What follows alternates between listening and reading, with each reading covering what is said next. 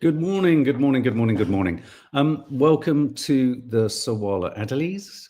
Good moaning, coffee moaners. If you want to have a moan about the state of the world, about the mainstream media, about the state of things, about the cons, about the manipulation, this is your place, guys. This is your place where we have a little walk through the news. We have a walk through some of the stories that some of the legacy media don't touch, like, oh, they're going to create a concentration camp in the bottom of Gaza. You know, that sort of story that most of the mainstream papers don't cover, but they do cover Bob Villan running around topless at Glastonbury. And even write headlines as like the one we discussed yesterday, bomb Glastonbury. But they talk about that, but they don't talk about the detail of squishing 600,000 humans into a pen and not letting them out. Concentrating them in a camp, concentrating in a camp, concentrating in a camp, concentration camp, concentrating in a camp, concentrate. God, it's funny, isn't it, how those words just have come back. They've come back to haunt us. I'm just going to click this off because I don't know why that's clicked on. We've got your little comments down the bottom on the right. But you can't really read them, can you? It's a StreamYard thing. If you haven't, please subscribe to the channel. Subscribing helps us. It spreads the word. It means that more people will come and listen to our stories and our lives and our attempts to create a safe space for you guys to share in your frustrations. And really at the moment, share, I think what most people need to do is share in their heartbreak and their disbelief at the state of the world, and certainly the state of Gaza, but the state of things in America, the state of things everywhere. Everywhere seems like it's volatile and frightening.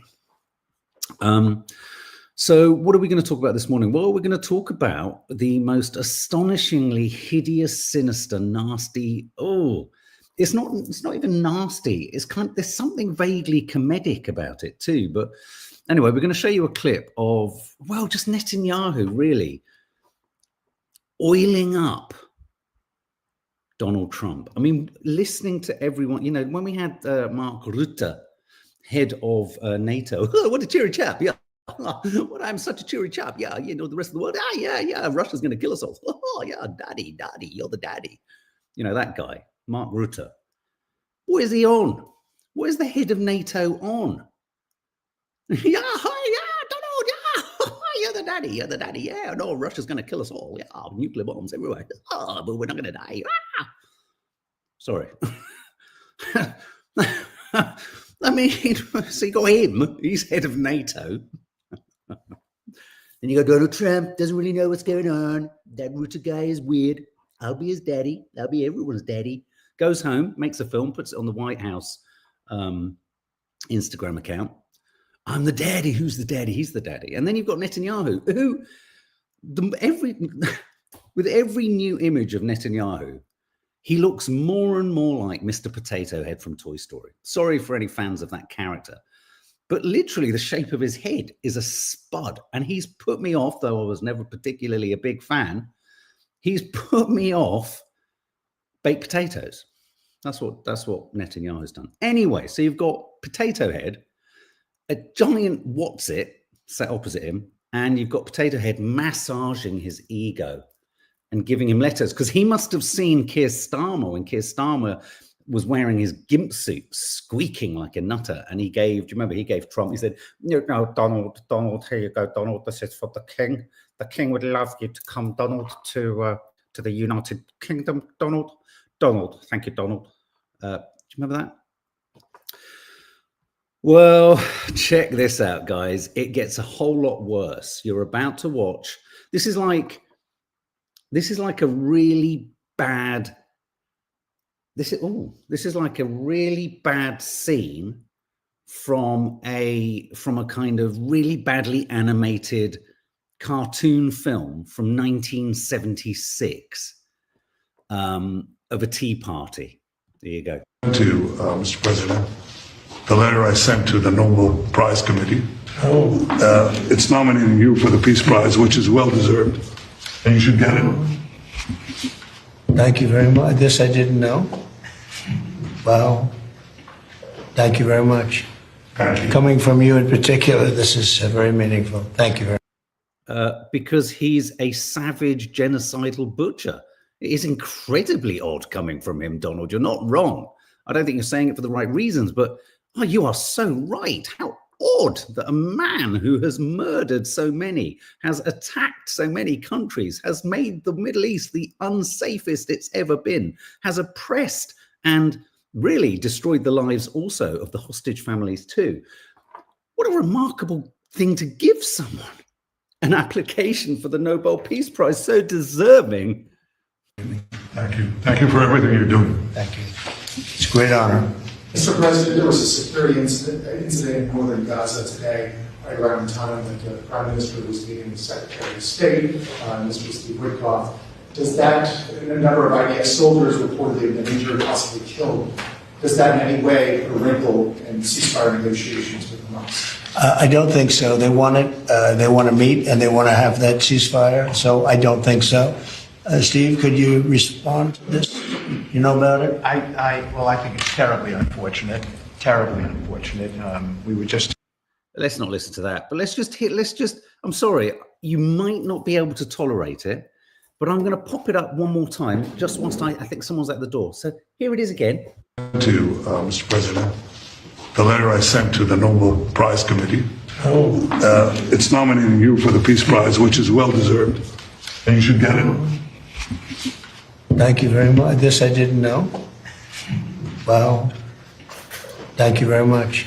Thank you. Coming from you in particular, this is very meaningful. Thank you very much, Bibi. Thank you. Thank you for everything you're doing. Thank you. It's a great honor.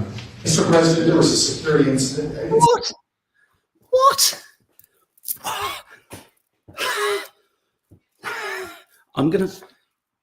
Oh my God! I think the leaders of the world policy is if they just keep going on, plowing on, totally unaware of the genocide, the blood, the murder, the mayhem, all of us lot are going to hurl ourselves off a cliff. How much more can we take? How many more words can we find? How many more high octave tones of voice can we reach? How many more times can we slap our foreheads, cry, sob, be depleted, wonder how? These guys are living in a complete tinsel town. Who the fuck are they? Can you believe it? That I mean, how spectacularly well, look, Netanyahu's either spectacularly unself-aware, or, as we all really know, he absolutely knows what he's doing, and he is evil incarnate. He is literally the most and sometimes I pause and I think, wow, maybe so many of his kind of lackeys who are doing his propaganda work in this country, maybe they trust him, maybe they've been hoodwinked. Love that word. Maybe they've been hoodwinked, maybe they've been groomed. I think what you've got is an awful lot of people in the world who have been groomed by Netanyahu. Oh, and of course, it's like what's so unedifying and so disgusting is Potato Head reaching across the table, giving him a letter, because of course Donald Trump's very simple. This is an official letter. It's a big rectangle. Oh my God, there's words on it, and it's probably embossed with something, and when he feels it, it's kind of laminated, and he's like, oh, no one loves a piece of paper with his name on it more than Donny Trump. Fucking hell. I mean, does no one else see? I mean, I know we do, but there's no one else in the room. Does not even Hegseth go, you're a dirty brown noser, aren't you, Netanyahu? Oh, Jesus Christ, get off. What a sycophant. But if you said sycophant to Hegseth, he'd probably think it was a description of him on a night out when he was sick in his pants. Sick in pants. Oh, yeah, man, I know what that means. Are they aliens? Lamia Safa, I'm going to pop your comment up because we may as well ask this question. It's a relevant question. Are they fucking aliens? I added the F word, not Lamia there. Are they aliens? Are they aliens? And the sad fact of the matter is, and this is what I was kind of discussing last night, is that the Gazans are so compromised, so destroyed, so distraught, so hungry, so lacking in healthcare, the basic amenities of life. Of course, at some point they will go.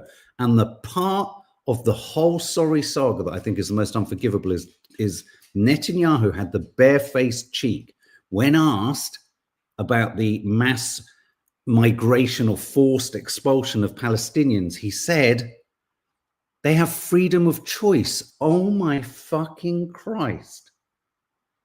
They have freedom of choice. Can you actually believe that? They are, so what Israel is doing, and it is Israel, it's offering this fraudulent idea that they are actually somehow bearers of a gift. Freedom. Well, do you know what? If anyone was to turn around to Israel and say, well, you know what? You're free to leave the Middle East. But then you're calling for the end of the state of Israel. But it's all right to call for the end of the state of Palestine. No, don't even allow there to be a that's the catch. Don't let there be a state of Palestine to acknowledge. Don't recognize a state of Palestine, then there isn't a state that's gone. Oh, it's a magic trick. Oh, right. So it's like when Potato Head's nose or ears fly off. It's a magic trick. We're going to be in the ludicrous situation where by the time Starmer finally gets to meet Macron, and Macron, Donald, I'm with Macron. Macron says I need to recognize the state of Palestine. What's going to happen is Macron and Starmer in about 6 weeks and go, I recognize the state of Palestine. There ain't going to be one. There ain't going to be anyone there. What are you going to do then? How embarrassing. I mean, Labour ministers not being across their briefs or their departments. This is going to be the biggest boo-boo. Yes, we recognise the state of Palestine. Lammy's going to come into the House of Commons. He's going to go, yes, finally, okay, we are pleased to announce that we recognise the state of Palestine. Someone's going to go, excuse me, Lammy, there's no one there. They've gone. They've been squashed. They've been killed. They've been removed. That's how late to the game everyone is. But of course, that's the con. Don't recognise the state. There isn't a state. Meanwhile, Tony Blair, like Nosferatu, is hovering over the whole sorry enterprise. And I have to say, I'm really sorry. I mean, you know, I know the rest of politics is good. Nadia loves it. She loves the little guy, Rory, and, you know, Alastair, the bigger guy. But Alastair was an absolute horror story in the Blair government. And I can't forget it. You can't forget it. I can't trust what he's got to say about this. Shocking, isn't it? Whereas the Green Party puts it just bluntly on their Instagram page like this: arrest Netanyahu. Everyone's forgotten he's a wanted war criminal. What? Italy let him fly through their airspace. Oh, France let him fly through their airspace to get to America. This is his third visit to America. He's having the time of his life. He's having the absolute time of his life. But the Green Party reminds us, arrest Netanyahu. None of the other parties dare say that. What are you saying? It's an international criminal court after all. Yeah. No shit, Sherlock. Just awful. Benjamin Netanyahu posted this on X. My wife Sarah and I and all of Israel are praying for the great state of Texas. Israel knows disaster. We've lived through war, fire. He's back in the Bible, and flood. He thinks he's Moses again. Dear friends, we stand with you. And the reason I popped this up is, oh God, some very clever person replied to this post by the Prime Minister of Israel and said this, look, ask this question of Grok, the AI system on X. Grok, explain the irony in this post in Netanyahu's. And look at what Grok says. The irony in Netanyahu's post lies in Israel, a major recipient of US aid, over $3.8 billion annually, offering only prayers and solidarity to Texas during its deadly floods, while US budget cuts to NOAA hindered flood warnings, worsening the disaster. Meanwhile, Israel's ongoing Gaza conflict has caused comparable man-made devastation, including infrastructure failures leading to flooding. Fuck off, Netanyahu. Just fuck off. You're a shame. You're a shambles, and you're a shameful excuse for a man. You're a blobby potato head roaming around the world. Ugh. Cocking your nose. Is it cocking? What's it called when people go? In fact, I've got the best insult for him. We need this guy to deal with Netanyahu. Good old fashioned. Well, I'll let him say it himself. You crumb. That's a challenge. Except I'll put my dog away and I'll come back. And you got 1, 2, 3, and I'll do it along with you. In that back of that fence, just the 3 of us, 4 of us, me and you. Show you what kind of a man you are. You're less than a man. Okay? You're a crumb creep. And I wouldn't take that off of nobody. And there's 3 of you and I'm by myself. And when it's over, there'll be nothing to it. Win or lose, okay? But you don't have the courage. You're a real crumb bum. Put that on camera. You're a crumb bum, the 3 of you. And I challenge you. You're a coward. You're a yellow sneak. And if you want to, now what I say, let's forget all the rules of this great country we live in. I will go back to that wall with the 3 of you. Just me. You're a crumb creep coward. That's what Netanyahu is. We need a bit of that old-fashioned. He's a crumb bum. What is a crumb bum? He's a crumb bum yellow sneak. Here, Mr. President, I've applied for you to win the Nobel Peace Prize, from a genocidal maniac to a narcissistic, egotistical rapist. I mean, what? You can't be satirical when you have this. You can't satirize it. It's fucking inherently stupid. I mean, I'm watching The End of the World, crying and laughing hysterically with disbelief. So that's our new name for Benjamin Netanyahu, crumb bum. He's a crumb bum. Oh my God, God, God, God, help us all. Oh, meanwhile, well, crumb bum, that was good. Meanwhile, there's no Epstein list, guys. No. Even though Pam Bondi said the list is on my desk, there's now no list. How fucking weird is that? Even, I mean, I'm not a fan of Musk, but I'm looking forward to Musk really, really letting rip on this one. So here's the moment where Levitt, the press woman, gets challenged by, normally a Trump-friendly broadcaster, Fox.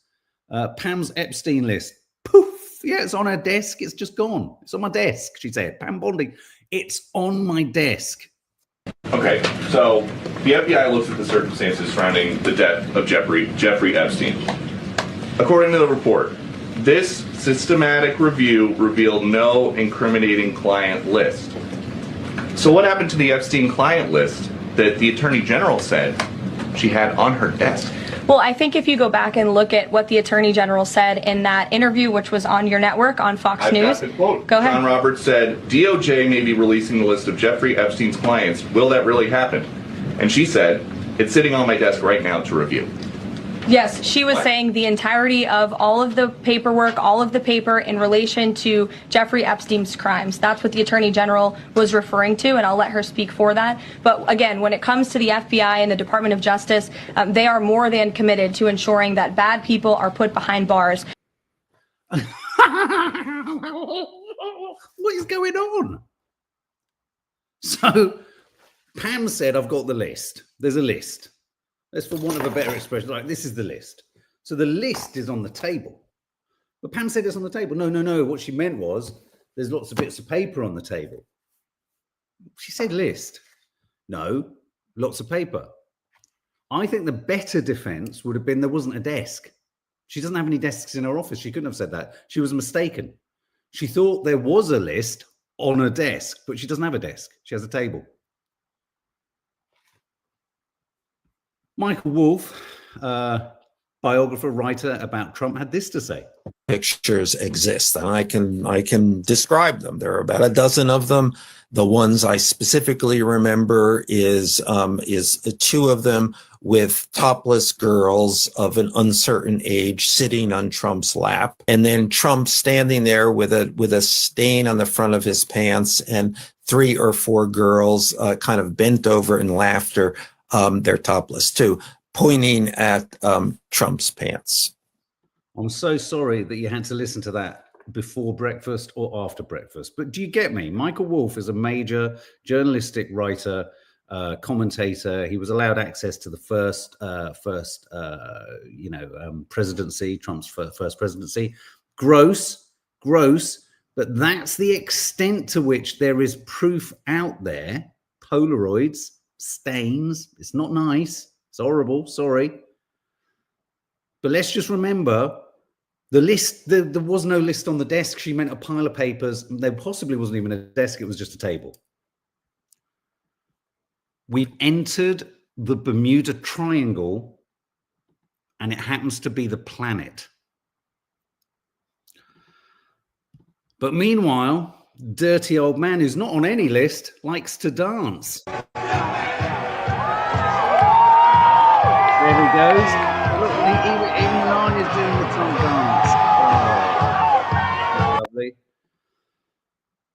The world, the world's lost the plot when that dance, people get affectionate about it or kind of go, oh God, that's oh yeah, he's doing. I mean, I know that as climb the rope when you're doing Joe Wicks. It's called climb the rope. It's quite hard to do if you've got your hands up and your legs are going, but it's not a dance. Fucking hell. I'm going to show you a clip, which is an interview with a wrestler. I don't know the name of the guy. He's Irish. But the reason I want you to listen to this is this could give you some kind of insight into the weird, whacked out sense that we are living in a fantasy world littered with facts somewhere, but that facts aren't wanted and that the lies are more interesting and that we are all part of, I don't mean us specifically, but culturally, we're all part of this fictional, odd, weird world. And it is incredibly interesting, this, because it is a reminder that Trump loves the world of wrestling. And I always remember as a child finding wrestling really odd. I thought, I can't be invested in this contest because it's theatrics. So this isn't a real contest. It's all fiction. And this bothered me. It could have accounted for my interest in fiction films versus documentary films, because I was like, well, where's the reality? It's hard to pinpoint the reality in a wrestling bout. Do you get me? It's clever. This is interesting. Have a listen to what this guy's got to say. He's a wrestler. I think it's on Nova Media, the full interview. It's philosophical, but it's coming from a masked wrestler, which makes it interesting. And I think he does speak to the kind of territory we're in with Donald Trump. The interesting thing within wrestling, and it's unique to wrestling, to professional wrestling, it's called Kayfabe. Which is like fake, but doesn't quite. It's like the storytelling of the world, right? The like make believe and world building. It's the make believe, right? But what makes it interesting in terms of theatre is there's no fourth wall. Usually with theatre, there's spectator, and then there's the show going on stage. But in order because professional wrestling is theatre, it's brilliant athletes, and it's storytelling, and it's theatre. But we know that it's fake, and we know that this guy's going to win, that guy's going to lose. They don't really hate each other. They could be best buddies backstage. We know all that. But the collective sense of suspended disbelief that we all have to engage in to enjoy it, that's unique to wrestling, and that's called kayfabe. And Trump brings a lot of that to politics. An example of it I consider would be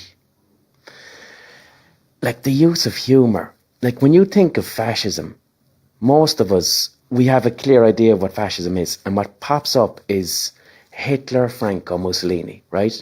And it's quite humorless. It's very straightforward and humorless. And that's why the Charlie Chaplin Great Dictator Exactly. film was such a puncturing. Exactly. Because the humorlessness of not just fascism, you actually find it also in the art world, you find it in monarchy, in the military. It's solemnity. And solemnity is, it's not being serious, it's the performance of seriousness. And anytime you introduce humour into a solemn space, solemnity falls apart and it reveals absurdity. Do you get me? The Trump administration, they're not using solemnity. So they're like deporting people to Venezuela, right? Which is possibly illegal. And they're doing that, which is clearly fascist. But then the official White House account is posting comedy videos of these people being deported, but with the sound of their change, and it's ASMR. The official account labels it ASMR. So that's asking us to engage in a kayfabe, and the kayfabe we're engaging with is, this is all a joke. You know what I mean? It's being presented as this is all a joke. They're not really bad. That's just like a heel, like a wrestler. But like, no, they are really bad because they're doing something really bad. So I like that. I just want to read this comment from Rachel. No, not Rachel. Rachel Pickard. No, yeah. Rachel Pickard says, yes, never understood wrestling, but this next line could be a description of what's happening with all of the world's leaders. It's choreographed dancing, almost pantomime by big blokes. And that's what I think is so odd, because whenever you see Netanyahu, he's always smirking and smiling and kind of the cat that's got the cream. And Trump is always nudging things towards a joke, and they'll flood the zone with awfulness and kind of arrests and kind of terrible new laws and, you know, oppression and blah, blah, blah. The bombing in Iran, but then they'll come out with a sort of lighter-hearted kind of twist on it, or they'll pivot towards a joke, and it's hard to keep your feet. And I think what he's basically talking about there, kayfabe, is it kayfabe, is this idea of normalizing absolutely hideous politics by finding a kind of lightness of touch, of almost being so shocking that they know most people won't be able to believe it. And so in a weird way, you know that thing that when something awful happens in a film, you laugh or scream because you need to cope. You sort of laugh because you can't quite believe it. That's where they're at. And he goes on to talk about how there's not a, you know, I think, well, maybe you said at the beginning, there's not a fourth wall. It's just, that's what we're engaged in now. That's what, whenever you see Donald Trump, think of him as a wrestler.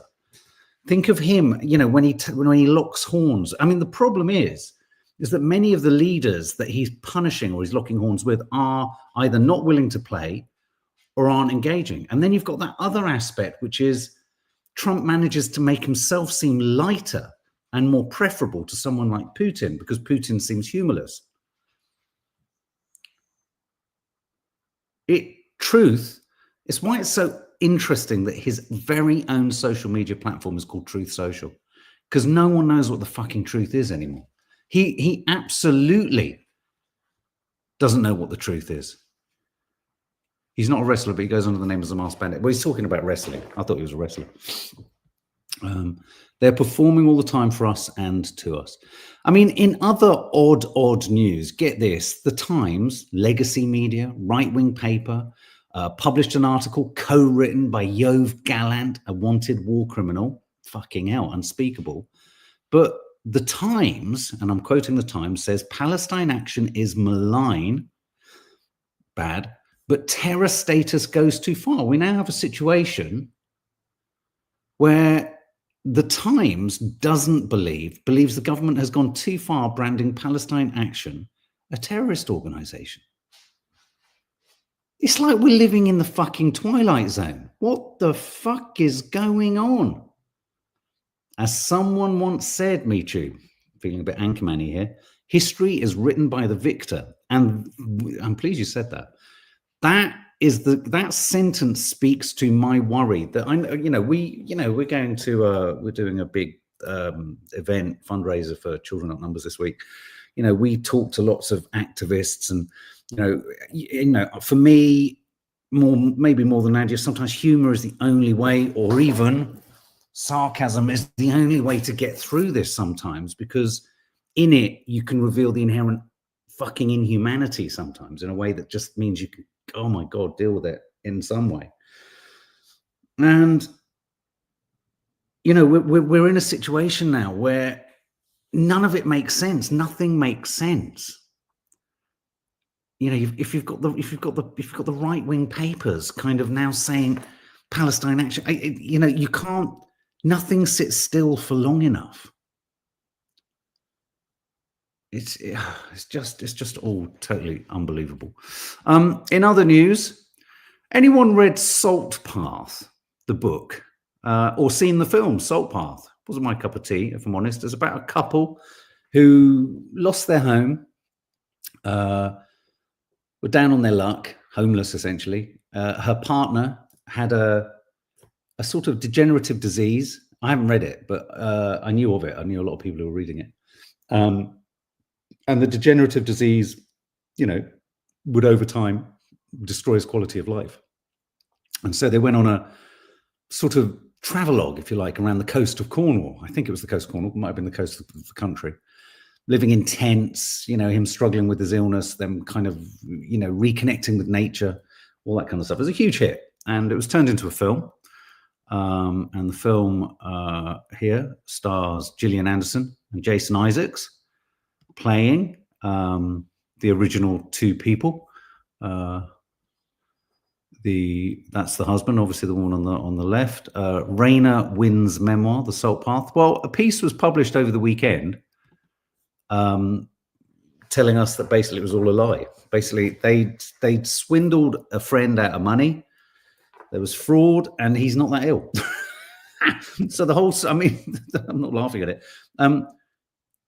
The story is a lie. I mean, not all of it's a lie. They plodded around, they hitched tents here and there, but it's a huge issue because they spun a lie. It was built on fraud, and wrote a book, and then sold the rights, and now a film's been made. I just want to know how Jason Isaacs and Gillian Anderson feel. Now, it's a bit of a con. So, you know, the guy basically isn't as ill as they claimed. I mean, they're pushing back on this. These are all claims. Raina Wynn wrote a memoir detailing their 630-mile walk along the southwest coast with her husband. But apparently there's, you know, there was an expose in the Observer over the weekend, the juiciest literary scam alongside. I'm going to go through some others in a minute. These are they. What a shame, eh? Look, this is them when they met up with the actors on set. Must have all felt really kind of, oh, wow, we're all doing such a great thing. And this was the piece at the weekend, the real Salt Path, how blockbuster book and film was spun from lies, deceit, and desperation. So, okay, here's the question. Because you know it's a con, does that make it more watchable or more readable? Or does it make you want to just hurl it out the window? Because I want to just pull up I remember there being, hang on, when there were the fake memoirs that sort of rocked the world, other memoirs. There was obviously the Hitler Diaries in 1983. I don't know if you remember that. James Frey, who wrote A Million Little Pieces in 2003. It was a grueling account of James Frey's descent into alcoholism and drug abuse. Oprah Winfrey promoted it. He stood by the accuracy of the book, but then he was compelled by his publisher to include an author's note saying, "My mistake is writing about the person I created in my mind to help me cope, and not the person who went through the experience." He'd made lots of it up. And I remember that book being significant because it came out in 2003. I got sober in 2004. And I remember it was one of those books that was in the rehab shop, you know, or was sold as a kind of, you know, rehabilitative book. Jordan, yeah, but I suppose why do people do that? I suppose they do it in order to make it more interesting. I mean, it's like, you know, I mean, the thing about memoirs, though, is if you get into the true definition of a memoir, it's a memory kind of thing. So there can be inconsistencies. It's your memories. And obviously everyone's memories are subjective. So there's always that, but, you know, why not maybe turn it into a fiction? But again, coming clean is perhaps the next episode in the Salt Path franchise. Oh, wow, Jinho Choi, I like that suggestion.